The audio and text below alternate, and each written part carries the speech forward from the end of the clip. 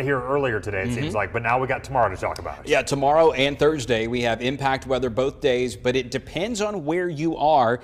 In Jefferson County and Shelby County, Tuscaloosa County, we just don't have as many storms in the forecast as we do farther north, up toward Cullman and Jasper and Gadsden and Center. Some of the same places that have just been rocked over and over and over this week are the same places that are really under the gun for the next 2 days. 77 in Birmingham right now. The high so far today is only 81. Isn't that a nice breath of fresh air because of the rain that we had without severe weather today? Tomorrow, impact day as well as Thursday. Both days feature scattered heavy thunderstorms. That's not 100% coverage. Frequent lightning, strong gusty winds, and the flash flooding potential is certainly there. Right now, there's still a little leftover rain in parts of Coosa County, Clay County, Calhoun County, and into Cleburne County.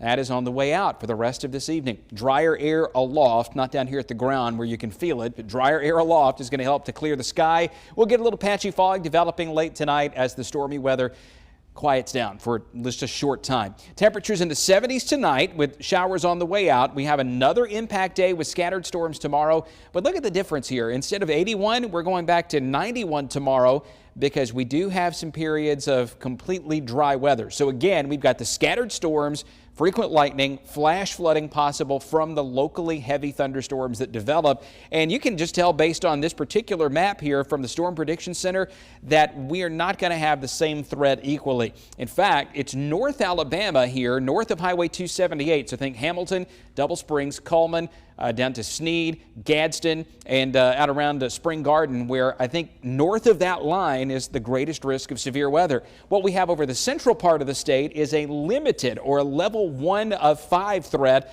for some of the storms that are up to the north to continue developing south through the late part of the afternoon and early evening. So watch this. This is one computer model rendering of how things could work out tomorrow. I'll tell you, I don't think the models are handling this very well at all at this moment. Everything has a different solution, so take these with a grain of salt. We've got storms here sometime around midday that move across the Tennessee Valley, and these things could be wicked up in Madison and Huntsville, Athens, Decatur, Hartselle, Cullman, down to Aniana, Gadsden, Center, and through Marshall County, DeKalb County, and Jackson County. By 3 o'clock in the afternoon, most of the action is still north of Birmingham and way north of Tuscaloosa. It may not even rain in Tuscaloosa before 5 or 6 o'clock tomorrow evening. And then through 7, 8, and 9 o'clock, additional thunderstorms will develop, but most of those will be below severe limits. Then on Thursday, a handful of scattered heavy thunderstorms develop over the northeast corner of the state. And here's the way it works. The majority of this green area will not get a drop of rain, but those who do get it will get a lot of it, and the storm could be severe with gusty winds, hail, lots of lightning, and of course the extremely heavy rainfall. Friday, Saturday, the storms don't really decrease in intensity that much, but we don't see quite as many of them around. Highs will be in the 90s going into the weekend.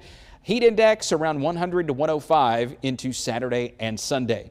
You're watching WV.